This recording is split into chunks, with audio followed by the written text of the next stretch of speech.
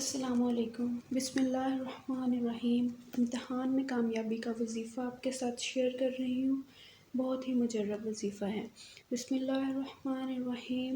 اللہم صلی علی محمد وعلی آل محمد کما صلیت علی ابراہیم وعلی آل ابراہیم انک حمید مجید۔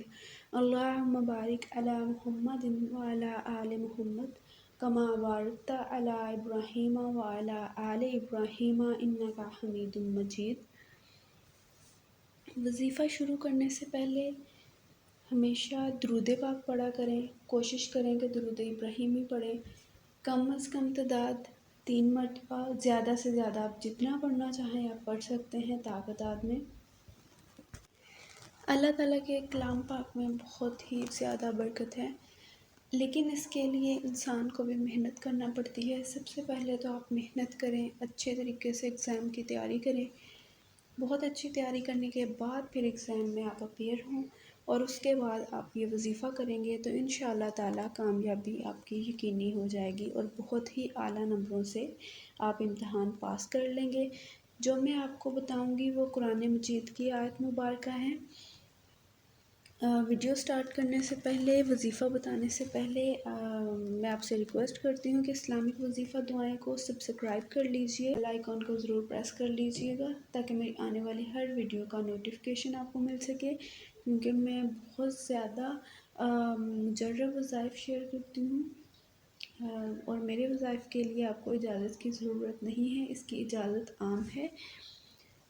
آپ کو ویڈیو اچھی لگے تو ویڈیو کو لائک کر دیجئے گا اور آگے ضرور شیئر کریے گا۔ شیئر کرنا صدقہ جاریہ ہے۔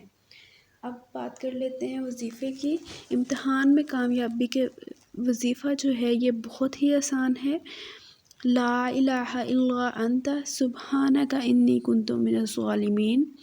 لا الہ الا انت سبحانک انی کنت من الظالمین۔ اس طرح اس آیت مبارکہ کو آپ نے 100 مرتبہ پڑھنا ہے۔ پڑھنے کا طریقہ بتا دیتی ہوں آپ کو۔ پڑھنے کا طریقہ بہت ہی آسان ہے۔ آپ نے ہر نماز کے بعد اس آیت مبارکہ کی ایک تسبیح پڑھ لینی ہے۔ اس کی ایک تسبیح جو ہے وہ کرنے کے بعد آپ نے دعا کرنی ہے اچھے نمبروں کے لیے، کہ آپ نے جو امتحان دیا ہے اللہ تعالیٰ آپ کو اس میں اچھے نمبروں سے کامیابی دلائے۔